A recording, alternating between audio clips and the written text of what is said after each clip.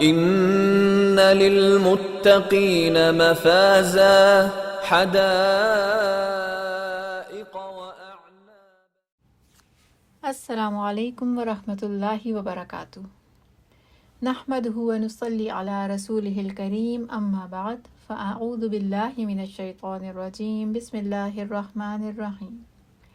رب اشرح لی صدری ویسر لی امری واحلل عقدۃ من لسانی یفقہوا قولی واجعل لی وزیرا من اہلی رب یسر ولا تعسر وتمم بالخیر آمین یا رب العالمین. سورۃ النور آیات دیکھیں گے 32 سے 34. آج کی آیات پر جانے سے پہلے ایسا کرتے ہیں کہ آیت نمبر 27 سے 31 تک کا ایک مختصر سا ریویو ہم پھر سے کر لیتے ہیں، کیونکہ نمبر 27 سے 34 تک یہ سب کنیکٹڈ ہیں. ٹھیک ہے، تو پچھلی آیات کا مختصر سا ریویو، پھر انشاءاللہ ہم آج کی آیات پر آتے ہیں. پچھلی آیات میں ہم نے دیکھا کہ کوئی بھی مسلمان کسی کے گھر میں داخل نہیں ہو سکتا مگر 2 شرائط کے ساتھ. پہلی بات یہ ہے کہ وہ گھر والوں کے لیے اجنبی نہ ہو، بلکہ گھر والوں کا اس کے ساتھ انسیت کا تعلق ہو، یعنی گھر والے اس سے مانوس ہوں. اب کیا صورت ہو سکتی ہے؟ تو رشتہ داری ہو سکتی ہے، قرابت داری ہو سکتی ہے، قابل بھروسہ قابل اعتماد شخص ہو سکتا ہے، کوئی دوست ہو سکتا ہے، خدمت گزار غلام، کوئی بھی اس طرح سے. ٹھیک ہے. دوسرا یہ کہ گھر والوں کو سلام کر کے داخل ہونے کی اجازت لی جائے.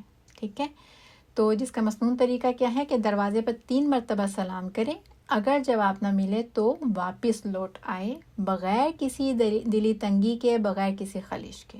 ٹھیک ہے.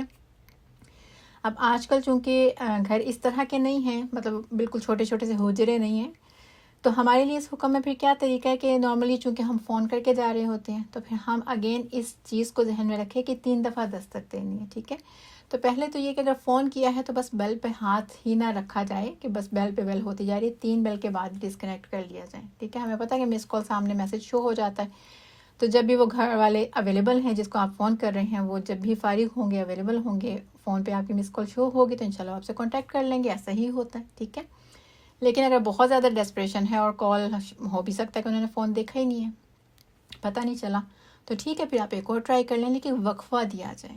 ٹھیک ہے، پھر ایسے ہی ایک اور وقفہ دے دیا جائے، پھر تیسری دفعہ پھر ٹرائی کر لی جائے. صحیح ہے.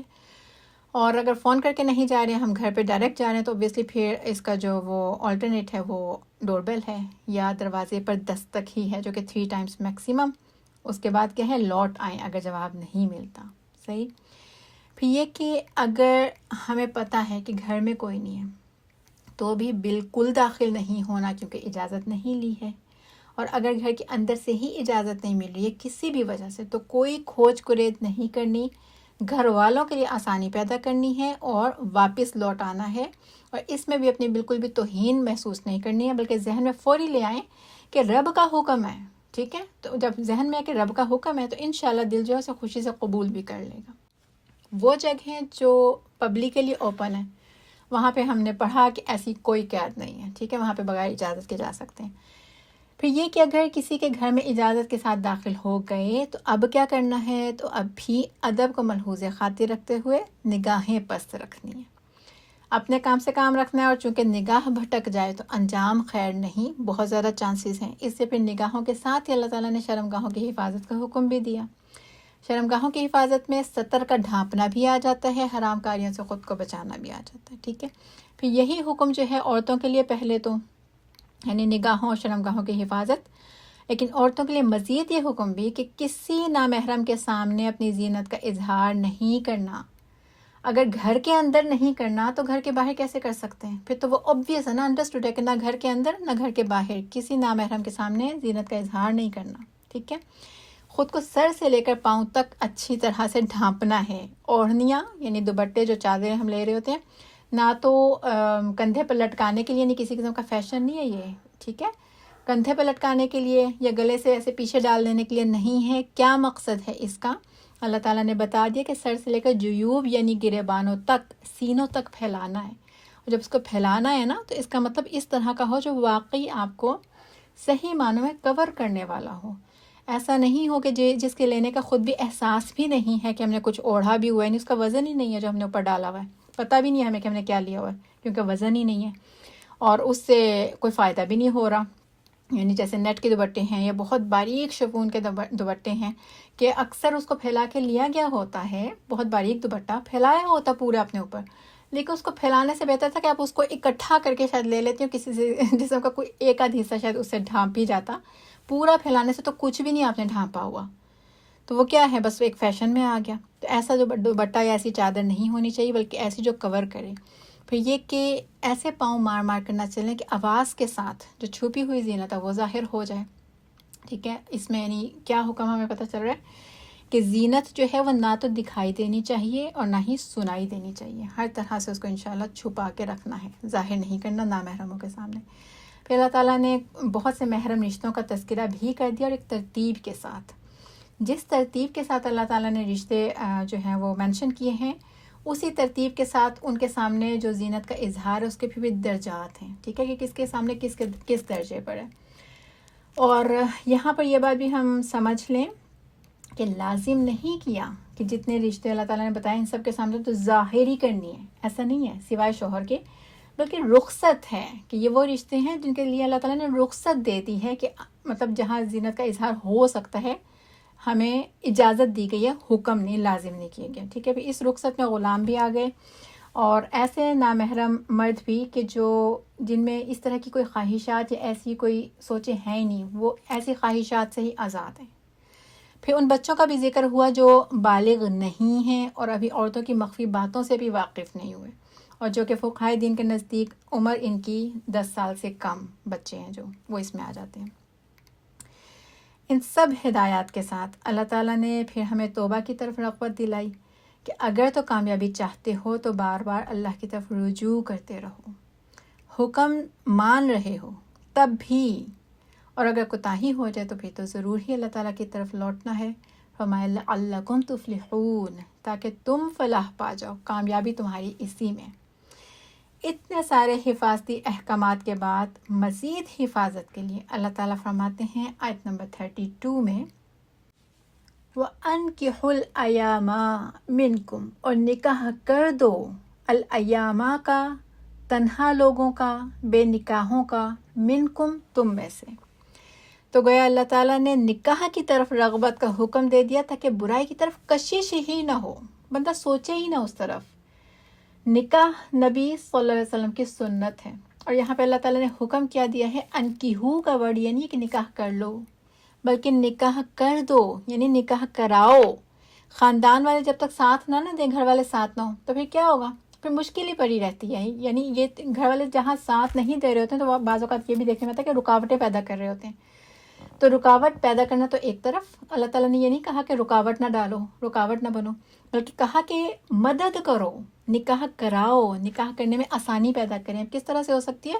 کہ رشتہ تلاش کرنے میں مدد کریں، رشتے کا پیغام بھیجنے میں مدد کریں، یا رشتہ ہو جانے میں مدد کریں.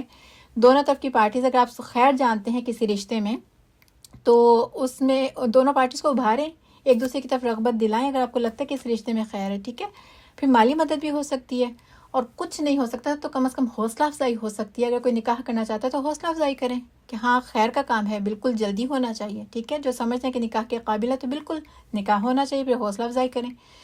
اور جو ورڈ ہے نا الایامہ، الائم کی جمع ہے بے نکاحی یعنی جس کا نکاح نہ ہوا ہو یا جو نکاح میں نہ ہو. مراد کنوارا لڑکا بھی ہو سکتا ہے، کنواری لڑکی بھی ہو سکتی ہے. اس ورڈ کے اندر بیوہ بھی آ جاتی ہے، رنڈوا بھی آ جاتا ہے، یعنی وہ عورت جس کا شوہر فوت ہو گیا، یا وہ مرد جس کی بیوی فوت ہو گئی، یا طلاق یافتہ عورت، وہ بھی اس ورڈ کے اندر آتی ہے. پھر وہ مرد جس نے طلاق دے دی وہ بھی اس کے اندر آ جاتا ہے. یعنی اللہ تعالیٰ نے ورڈ بھی کیا چنا ہے کہ خواہ مرد ہے یا عورت ہے، نکاح کی عمر کو پہنچ چکے ہیں لیکن بغیر شوہر کے یا بغیر بیوی کے، تو اس کا کیا کرو؟ اس کا نکاح کرا دو. اللہ تعالیٰ نے کہا ہی نہیں کہ بیوہ کا نکاح کرا دو، کنواری لڑکیوں کا نکاح کرا دو، جس کو طلاق ہوگی اس کا نکاح کرا دو. نہیں، الایامہ ہر اس کا جو بے نکاحی ہے کسی بھی ریزن سے اس کا نکاح کرا دو. اور ہمارے معاشرے میں کیا ہے کہ کسی کی ایک سے زیادہ شادی ہو جائے نا، چلے دوسری شادی بھی ہم تھوڑی ہضم کر ہی لیتے ہیں، اس کو بھی آل دو ہوا بنایا ہوتا ہے کہ ضروری سمجھا جاتا ہے بعض اوقات کہ کسی محفل میں کوئی اس طرح سے اکٹھے ہو گئے ہیں، کوئی ہمیں مرد نظر آ گئے، کوئی عورت نظر آ گئی اس طرح سے، تو اپنے ساتھ والے کو ضرور مینشن کرنا ہم فرض سمجھ رہے ہوتے ہیں کہ اس کو بتا دیا جائے، پتہ نہیں اس کو پتہ یا نہیں پتہ کہ اس کی دوسری شادی ہے، اس کی دوسری شادی ہے، مطلب یہ بھی. لیکن چلیں دوسری شادی کو پھر بھی ہضم کر لیتے ہیں. 2 سے زیادہ ہوں گی تو ہم بالکل تماشا بنا لیتے ہیں اور ہنسا جاتا ہے. ایسی عورت ہو یا مرد ہو، مرد پھر بھی اتنی انگلیاں نہیں اٹھاتے.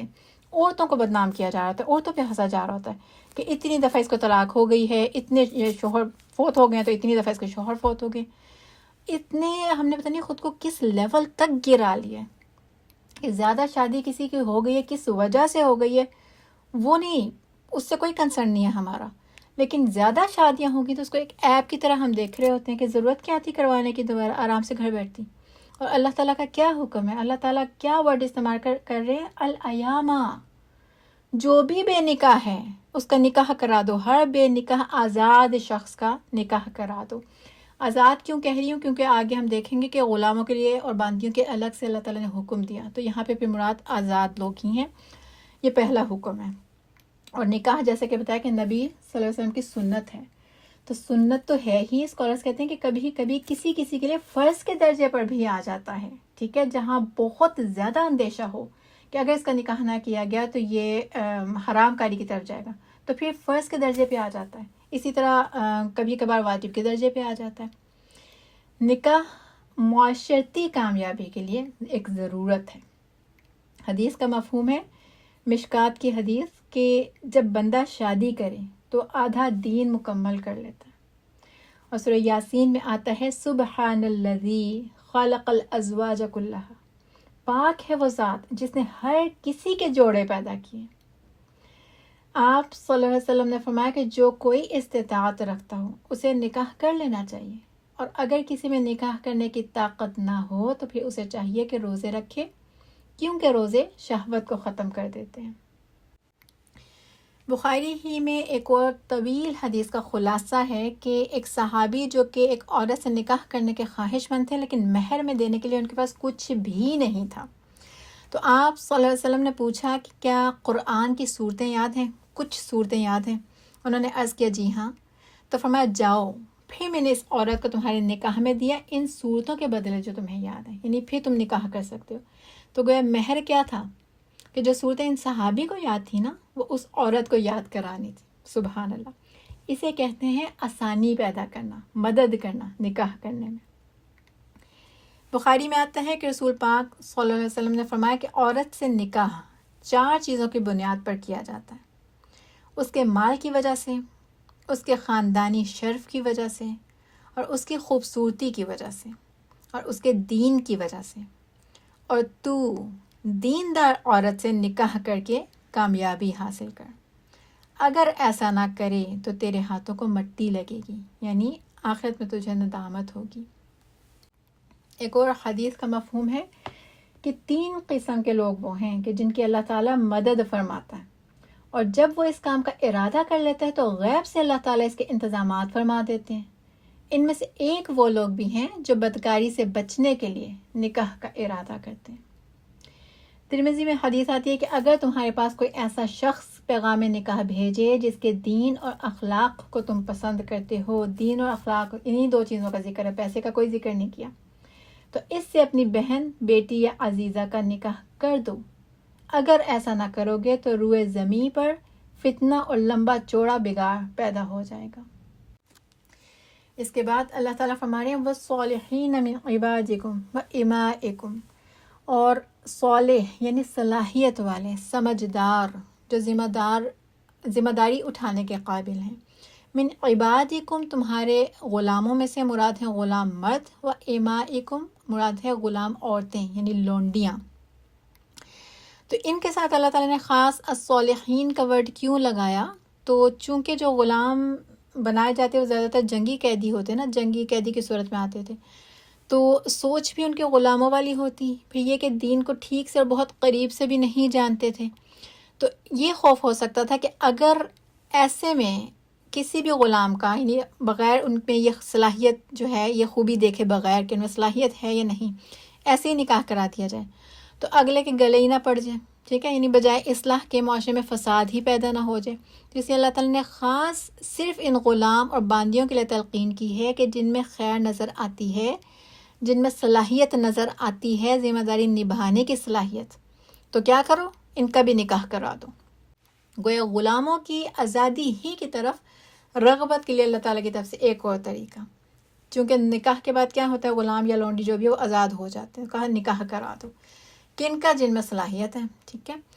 ہمارا دین یعنی جو دین اسلام ہے نا، یہ واحد دین ہے جس نے غلاموں کو ان کے حقوق بھی دیے ہیں اور ان کی آزادی کی طرف ترغیب بھی دی ہے۔ یعنی اگر غلاموں کو ایک دم آزاد کر دیا جاتا نا، اللہ تعالیٰ چاہتے تو اللہ تعالیٰ حکم نازل کر دیتے کہ آج سے سارے غلام آزاد، لیکن نہیں، اللہ تعالیٰ نے ایسا نہیں کیا۔ کیوں؟ کیونکہ اللہ تعالیٰ کے ہر فیصلے میں خیر ہے۔ اگر ایسا حکم آ جاتا تو معاشرے میں فساد پھیل جاتا، جیسے کہ ابھی ذکر کیا کہ غلام اسلام کو بہت زیادہ یہ کہ بہت قریب سے نہیں جانتے تھے، پھر یہ کہ سوچ میں ایک غلام کی اور ایک آزاد کی بہت فرق ہوتا ہے۔ پھر یہ بھی کہ اکثر جو ان کے مالکان تھے یعنی جو ان کے آقا ہوتے، ان کی آمدنی کا ذریعہ بھی یہ غلام اور لونڈیاں ہی تھیں، یعنی مختلف طرح سے کہ یا تو اس طرح سے ان کی آمدنی کا ذریعہ کہ انہی کو بیچ خرید کے تجارت کرتے، ایک یہ طریقہ۔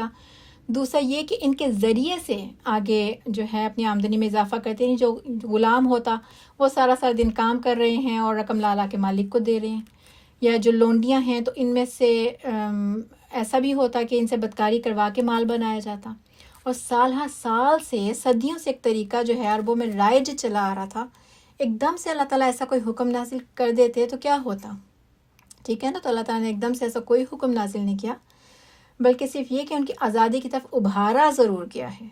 یعنی ایک تو یہ کہ نیکیوں میں سے ایک عظیم نیکی ہے کسی بھی گردن کا آزاد کر دینا۔ پھر یہ کہ بہت سے ایسے گناہ ہیں کہ ان کے کفارے کی ادائیگی میں ہمیں کہا گیا کہ غلام آزاد کر دو۔ پھر یہ بھی کہ اگر کسی شخص کے ہاں اس کی لونڈی سے اولاد ہو جاتی ہے تو یہ بھی اصول اسلام نے دیا ہے کہ پھر جیسے ہی مالک مرے گا نا، اس کا جو آقا تھا، تو اس کے مرنے کے ساتھ ہی وہ لونڈی آزاد ہو جاتی ہے، یعنی آگے وہ جدی پشتی نہیں چلتی، وہ آزاد ہو جاتی ہے۔ اور اس آیت میں اللہ تعالیٰ نے کیا کہا ہے کہ صلاحیت دیکھو تو نکاح کراؤ، گویا آزاد کر دو۔ اس کے بعد اللہ تعالیٰ فرماتے ہیں ان یکونوا فقراء، اگر ہوں گے وہ محتاج، کون؟ یہ جن کا نکاح کرایا جا رہا ہے، بے نکاحی ہیں جن کا نکاح کرایا جا رہا ہے، خواہ وہ اب آزاد لوگ ہوں یا غلاموں میں سے ہوں، اگر ہوں گے وہ فقراء محتاج، یغنہم اللہ، غنی کر دے گا ان کو اللہ، من فضلہ، اپنے فضل سے، سبحان اللہ۔ یہاں پہ اللہ تعالیٰ نے ہم انسانوں کی دکھتی رگ کا مسئلہ حل کر دیا۔ یعنی ہم کیا سمجھتے ہیں کہ کسی بھی لڑکے کی شادی صرف اسی صورت میں کی جانی چاہیے جب اس کی کمائی اچھی ہو، اور لڑکی والے بھی ایسا ہی لڑکا چاہتے ہیں کہ جس کی کمائی اچھی ہو۔ اگر کما بھی رہا ہو لیکن کمائی کم ہے نا، خواہ اس میں دین اخلاق نظر آ رہا ہے، تو لڑکی والے کیا کریں گے؟ نہیں رشتہ دیتے۔ آج ہم مال ہی دیکھ رہے ہوتے ہیں۔ تو اللہ تعالیٰ کیا فرما رہے ہیں کہ اللہ کی ذات پر بھروسہ رکھو۔ فرمایا کہ اگر محتاج ہوگے تو اللہ تعالیٰ اس کو اپنے فضل سے غنی کر دے گا۔ گویا نکاح کا امیری یا غریبی سے کوئی تعلق ہے ہی نہیں۔ نکاح میں اللہ تعالیٰ فرمانے اسباب کو نہ دیکھو۔ اگرچہ ایسا ہوتا ہے بعض اوقات کہ شادی کے بعد مالی حالات یا مالی مسائل پیدا ہو جاتے ہیں، حالات پہلے کی نسبت تھوڑا ایسے ڈاؤن چلے جاتے ہیں، چونکہ اس کا جو فضل ہے نا، یہ بھی ہم ذہن میں رکھیں کہ اس کی مشیت کے ساتھ ہے، ٹھیک ہے۔ یعنی جہاں اللہ چاہے گا اپنے فضل سے محتاج کو غنی کر دے گا۔ اس کا نکاح سے کوئی تعلق نہیں ہے، تو مراد یہ ہے کہ تقدیر میں اگر مال لکھا ہے تو نکاح ہو یا نہ ہو وہ مل کر ہی رہے گا، وہ ملنا ہی ملنا ہے۔ نکاح کے ہونے نہ ہونے سے اس کا تعلق نہیں تھا۔ اور اگر تقدیر میں مال نہیں ہے یا یہ کہ تھا لیکن پھر چھن جانا لکھا ہے، تو نکاح کرو یا نہ کرو وہ چھن ہی جائے گا۔ اگرچہ بھوکا کوئی نہیں مرتا، اللہ تعالیٰ جو اپنی ساری مخلوق کو کھلا رہا ہے، جانوروں کو، پرندوں کو، بے زبانوں کو، تو کیا تم انسانوں کو نہیں کھلائے گا؟ بہرحال آیت میں اللہ تعالیٰ کا اتنا خوبصورت وعدہ ہے نکاح کرنے والے سے کہ اللہ اپنے فضل سے خوشحالی عطا کر دے گا۔ اور غنی جو ہے نا، اس میں مالداری بھی آ جاتی ہے، خوشحالی بھی، اور بے نیازی دراصل ہوتا ہے کہ انسان کسی بھی حال میں مطمئن ہو جاتا ہے۔ یعنی بہترین اللہ تعالیٰ نے یہاں پہ ورڈ اگین استعمال کیا کہ غنی کر دے گا، تمہیں بے نیاز کر دے گا۔ فرمایا واللہ واسع علیم، اور اللہ تعالیٰ بہت وسعت والا، کشادگی والا ہے، اور علیم، جاننے والا ہے۔ اگین یہی کہ ہر ایک کی صلاحیت کو جانتا ہے۔ جسے فقر کا اہل دیکھے گا اسے فقیر ہی رکھے گا، جسے غنا کا اہل دیکھے گا اسے غنی کر دے گا۔ آیت نمبر 33۔ اب اللہ تعالیٰ فرماتے ہیں وَلْيَسْتَعْفِفْ، اور چاہیے کہ پاک دامنی اختیار کریں، عفت اختیار کریں، الذین لا یجدون نکاح، وہ لوگ جو نہیں پاتے نکاح، یعنی ایسے لوگ جن کا نکاح نہیں ہو پاتا، وہ کیا کریں؟ وہ عفت اختیار کریں، پاک دامنی اختیار کریں، حتیٰ یہاں تک کہ یغنیہم اللہ من فضلی، اگین اللہ تعالیٰ فرما رہے ہیں یہاں تک کہ غنی کر دیں ان کو اللہ اپنے فضل کے ساتھ۔ اب یہ کون سی صورتیں ہو سکتی ہیں کہ جس میں انسان کا نکاح نہیں ہو رہا؟ تو یہ ریزن ہو سکتی ہے کہ ذمہ داری نبھانے کے قابل ہی نہیں ہے، جس میں ہو سکتا ہے کچھ ایسی بری عادات پڑ گئی ہوں، اب نکاح نہیں ہو رہا، ٹھیک ہے، یا مالی حیثیت ہی کچھ نہیں ہے اس کی، یا نکاح تو کر سکتے ہیں، حیثیت ہے، لیکن کوئی اچھا رشتہ ہی نہیں مل رہا، کوئی دیندار نہیں مل رہی، یا دیندار نہیں مل رہا، یا یہ کہ یہ کرنے والے تو راضی ہیں لیکن ان سے کوئی نکاح کرنے کو راضی نہیں ہے، ٹھیک ہے۔ اب چاہے یہ غلام ہے یا آزاد ہے، دونوں کے لیے بات ہو رہی ہے، کیونکہ اگر غلام ہے تو ہو سکتا ہے مالک جو ہیں وہ ان کا نکاح نہ کروا رہے ہوں، تو کوئی بھی ریزن ہو سکتی ہے جس کی وجہ سے نکاح نہیں ہو رہا۔ تو اب کیا کرنا ہے ایسی صورت میں بھی؟ اب یہ نہیں ہے کہ چونکہ ہم نے تو بہت کوشش کر لی ہے، اب ہمارا نکاح چونکہ ہو نہیں رہا تو شاید اب ہمیں رخصت ہے۔ تو اللہ تعالیٰ نے اس لیے ساتھ میں پھر فرمایا کہ اگر کسی وجہ سے نکاح نہیں ہو پاتا، وہ لوگ جو نکاح نہیں پاتے تو کیا کریں؟ خود کو برائی سے روکے رکھیں، پاک دامن ہی رہیں، شیطان سے خود کو محفوظ رکھیں، حرام راستوں پر جانے سے خود کو بچا کر رکھیں، حتیٰ یغنیہم اللہ من فضلی، اللہ پر بھروسہ نہیں چھوڑنا یہاں تک کہ اللہ اپنے فضل سے ان کے لیے ان کو غنی کر دے گا، ان کے لیے کشادگی پیدا کر دے گا، آسانی کر دے گا۔ اس کے بعد فرمایا والذین یبتغون الکتابہ، اور وہ لوگ جو چاہتے ہیں الکتابہ یعنی لکھ پڑھت، مکاتبت، مما ملکت ایمانکم، ان میں سے جو مالک ہوئے تمہارے دائیں ہاتھ، مراد کون ہے؟ غلام یا لونڈیاں، تو گویا والذین سے مراد ہے غلام یا لونڈیاں، کہ تمہارے غلاموں اور لونڈیوں میں سے وہ جو چاہتے ہیں مکاتبت، لکھ پڑھت، تو کیا کرو؟ فکاتبوہم، تو ان سے مکاتبت کر لو، لکھ پڑھت کر لو، ان علمتم فیہم خیرا، اگر جانو تم ان میں خیرا، بھلائی۔ اگین اللہ تعالیٰ نے ایک شرط کے ساتھ بات کی ہے۔ الکتابہ، مکاتبت یا لکھ پڑھت، کیا مراد ہے؟ آزادی کی تحریر مراد ہے، یعنی مالک اور غلام کے درمیان آزادی کا معاہدہ، جو کہ غلام کی خواہش اور مالک کی رضامندی سے طے پاتا ہے، جس میں کیا ہے کہ جو غلام ہے وہ اپنی آزادی خریدنے کے لیے، یعنی خود کو غلامی سے نکالنے کے لیے کوئی نہ کوئی پیشکش کرتا ہے۔ یہ پیشکش جو ہے رقم کی صورت میں بھی ہو سکتی ہے کہ مثلا اتنی رقم میں اگر اس مقررہ تاریخ تک یا اس سے پہلے ادا کر دوں تو مالک اسے آزاد کر دے گا، اور کسی بھی قسم کی کوئی اور خدمت بھی ہو سکتی ہے جس پہ دونوں راضی ہوں، یعنی جو غلام ہے وہ بھی اپنی اس پیشکش کے لیے رضامند ہے اور مالک بھی اس پر رضامندی جو ہے وہ ظاہر کرے، تو اس کو کہتے ہیں، اس معاہدے کو کہتے ہیں مکاتبت، یعنی آزادی کی تحریر ہے۔ اللہ تعالیٰ نے کیا کہا ہے کہ اگر کوئی غلام مکاتبت کرنا چاہتا ہے، اپنے مالک سے اپنی آزادی کو خریدنا چاہتا ہے کسی نہ کسی پیشکش کے عوض، تو مالک کو کیا چاہیے؟ فکاتبوہم، تو چاہیے کہ مکاتبت کر لیا کریں، یعنی رکاوٹ نہ بنے۔ اور اس میں اگین اللہ تعالیٰ نے غلاموں کی آزادی ہی کی طرف رغبت دی ہے، لیکن اگین شرط کے ساتھ۔ پیچھے بھی ہم نے شرط دیکھی تھی، پیچھے کیا ورڈ آیا تھا؟ صالحین، کے صلاحیت ہو نکاح کی، یعنی ذمہ داری نبھانے کی صلاحیت رکھتے ہوں۔ یہاں پہ ورڈ کیا آ رہا ہے؟ خیرن، یعنی اگر ان میں خیر جانتے ہو، ان میں بھلائی نظر آتی ہے، جس میں خیرن میں بھی کافی سارے جو میننگز ہیں نا وہ کور ہو جاتے ہیں۔ ایک تو خیر دیکھتے ہو ان میں، یعنی کہ وہ قابل اعتماد ہیں، قابل بھروسہ ہیں، یعنی کہ تمہیں یقین ہے کہ معاہدے کی پاسداری کریں گے، بھاگنے کی کوشش نہیں کریں، کیونکہ ہو سکتا ہے اس طرح کا معاہدہ کیا ہے کہ فار ایگزامپل 2 ماہ کا ٹائم لے لیے کہ 2 ماہ کے لیے رخصت دے دیں اور 2 ماہ کے بعد میں آ کے اتنی رقم آپ کو دے دوں گا، تو اس کے بعد آزادی ہے۔ اب وہ 2 ماہ ایکچولی وہ بس ایک مالک سے چھوٹنے کا ہی بہانہ تھا، وہ باہر یعنی نیت اس کی کیا ہے، ٹھیک ہے نا، نہیں پتا، کہ ایکچولی بس یہ تھا کہ اس 2 ماہ کے لیے وہ مالک کے انڈر بھی نہیں رہا اور باہر اپنا کچھ کمائی کر کے تو کچھ کھاتا پیتا بھی رہا، رقم جمع نہیں ہوئی، 2 ماہ کے بعد آ گیا کہ اچھا جی رقم تو جمع ہو نہیں سکی، تو واپس جو ہے وہ غلامی میں۔ تو اگر ایسا ڈاؤٹ ہے نا تو پھر مکاتبت نہیں ہوگی، ٹھیک ہے۔ اللہ تعالیٰ نے کہا ان علمتم فیہم خیرا، اگر جانتے ہو تم ان میں خیر کو، یعنی مالک پہ ڈیپینڈ کر رہا ہے یہ معاملہ. پھر خیر ہی میں اس طرح سے بھی کہ معاشرے کے لیے اگر تمہیں اس کے اندر خیر نظر آتی ہے، تمہیں لگتا ہے کہ اس کو آزادی مل جانے کے بعد یہ معاشرے کے لیے اذیت کا باعث نہیں ہوگا. پھر اس طرح سے بھی خیر کہ تمہیں لگتا ہے کہ کمانے کی طاقت رکھتا ہے، یا یہ کہ دین میں بھی اس میں بھلائی رکھتا ہے، دین کے معاملے میں بھی بھلائی رکھتا ہے، تو کیا کرو، فکاتبوہم، پھر مکاتبت کر لو. ٹھیک ہے.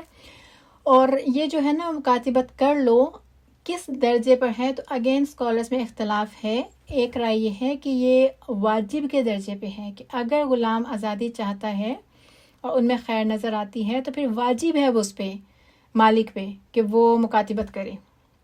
اور دوسری رائے کے مطابق مستحب ہے، پسندیدہ ہے، یعنی اللہ تعالیٰ نے حکم نہیں نازل کر دیا کہ کرو ہی کرو، مستحب ہے.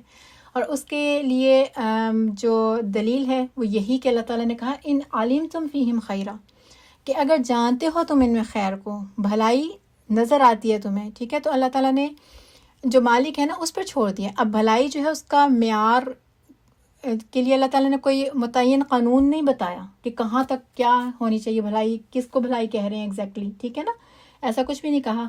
تو ٹوٹلی جو مالک ہے اس کی رائے پر ہے، یہ جو ہے ڈیپینڈنٹ ہے، منحصر ہو گیا. اس لیے پھر اسکالرس کہتے ہیں کہ یہ ہدایت ہے اور تلقین ہے اس حکم کے اندر، لازم کے درجے پر نہیں ہے، واجب کے درجے پر نہیں. بہرحال غلاموں کی آزادی ہی کی طرف مزید رغبت کے لیے ایک اور حکم ہی ہے اللہ تعالیٰ کی طرف سے. پھر فرمایا وآتوہم، اور دو ان کو، انہی غلام اور لونڈیوں کا ذکر ہو رہا ہے کہ جو مکاتبت کر رہے ہیں، یعنی اگر مکاتبت کر لیا اب کیا کرنا ہے، دو ان کو، مما للہ الذی آتاکم، مال اللہ، اللہ کے مال میں سے. کون سا اللہ کا مال؟ جو اللہ نے تمہیں دیا ہے. تمہارے پاس کہاں سے آیا؟ اللہ نے دیا ہے نا. تو مما للہ الذی آتاکم، اس اللہ کے اس مال میں سے، وہ جو اس نے دیا ہے تم کو، یعنی جیسے اللہ تعالیٰ نے تم پر احسان کیا تم بھی ان پر احسان کرو.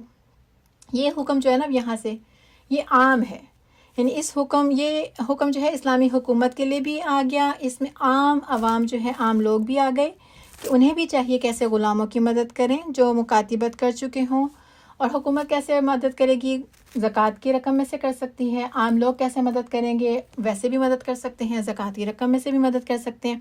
اور خود مالک بھی اس میں شامل ہو گیا کہ وہ بھی اس شخص کی مال کے ذریعے مدد کرے. یعنی جو مالک ہے نا، اس معاہدے کے پورا ہونے میں اس کی کس طرح سے مدد کرے گا کہ ایک تو وہ یہ کر سکتا ہے کہ اس کی محنت کو اس کے لیے اذیت نہ بننے دے، ایکسٹرا بوجھ نہ ڈالے اس کے اوپر. پھر یہ کہ اس کی آزادی خریدنے کے لیے اپنے مال کے ذریعے اس کی مدد کرے.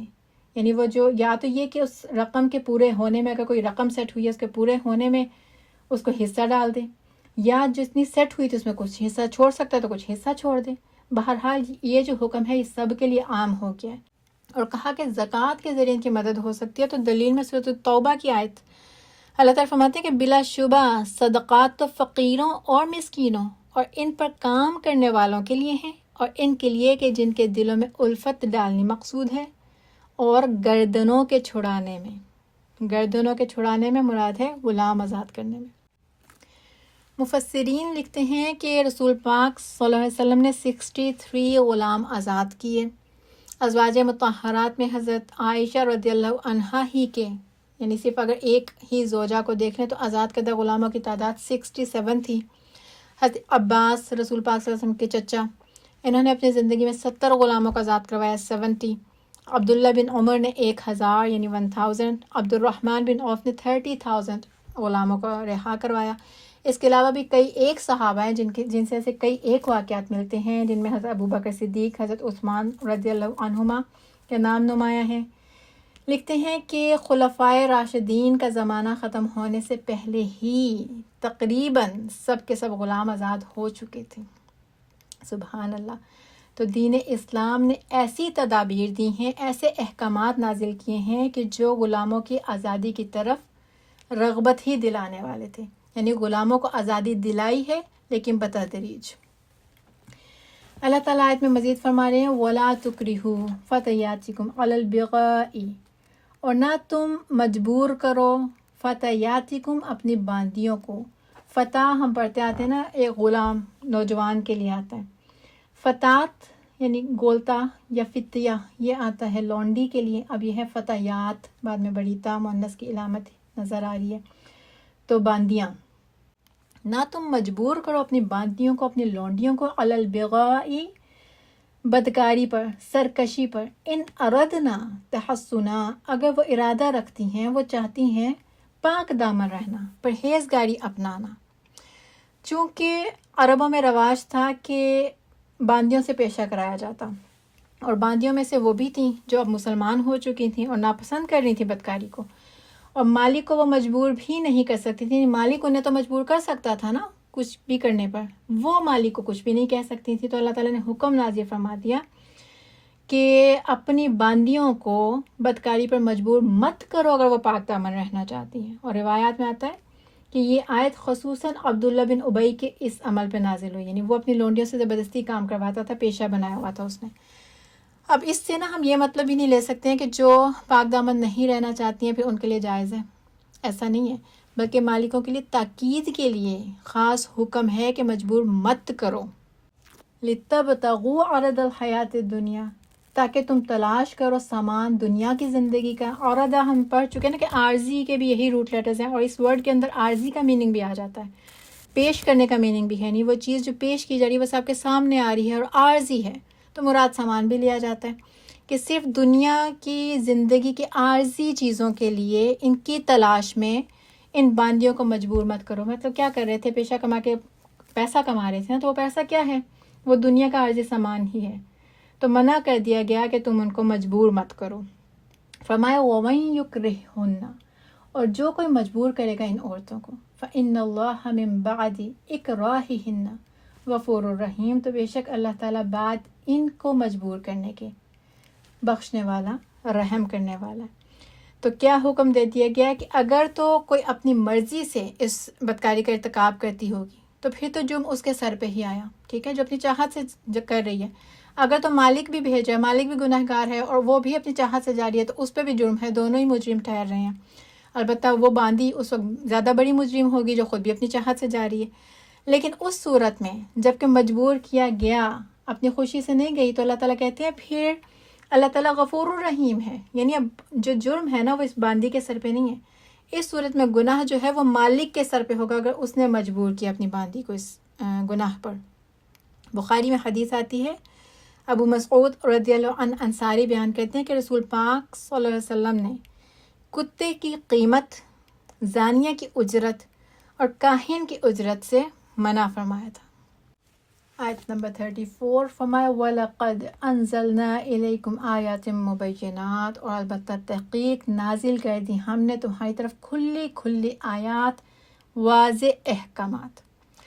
اور اسکالرز کہتے ہیں کہ اس کا تعلق صرف ان چند آیات سے نہیں ہے بلکہ پورے سلسلہ کلام سے ہے جو سورت کے آغاز سے لے کر اب تک چلا آ رہا ہے.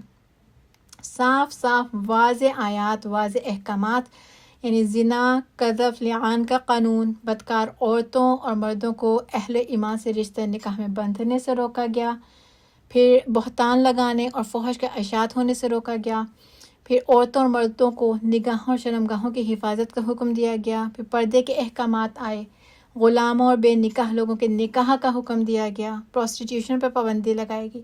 فرمایا نازل کر دیا ہم نے تمہاری طرف تمام آیات کھلی کھلی واضح احکامات. وَمَثَلًا مِّنَ الَّذِينَ خَلَوْا مِن قَبْلِكُمْ اور ان لوگوں کی مثالوں میں سے جو گزر چکے ہیں تم سے پہلے. سورہ زخرف میں بھی آتا ہے فَجَعَلْنَاهُمْ سَلَفًا وَمَثَلًا لِلْآخِرِينَ پھر ہم نے ان کو پیشرو اور بعد والوں کے لیے مثال بنا دیا. اور مثالیں کس لیے ہوتی ہیں؟ مثال سے کوئی تو سبق سیکھتا ہے، کوئی نصیحت لینے والا ہوتا ہے، کوئی کسی کے لیے عبرت ہوتی ہے. اللہ تعالیٰ فرما رہے ہیں وَمَوْعِظَةً لِّلْمُتَّقِينَ اور نصیحت تقوی والوں کے لیے، یعنی جو ڈرنے والے ہوتے ہیں نا، نصیحتیں وہی لیتے ہیں. اور اس بات میں بہت سخت تنبیہ ہے ہم سبھی کے لیے، اور افسوس ہے ہم جیسی قوم پر کہ جو اللہ تعالیٰ پر ایمان بھی رکھتی ہو، قرآن پاک کی ان آیات کی، ان احکامات کی تلاوت بھی کرتی ہو، اور پھر ایسی سخت تنبیہ کے باوجود عمل سے خالی. ربنا لا تزغ قلوبنا بعد اذ هديتنا وهب لنا من لدنك رحمة انك انت الوهاب. سبحانک اللہم و بحمدک نشہد ان لا الہ الا انت نستغفرک و نتوب الیک۔ والسلام علیکم ورحمۃ اللہ وبرکاتہ۔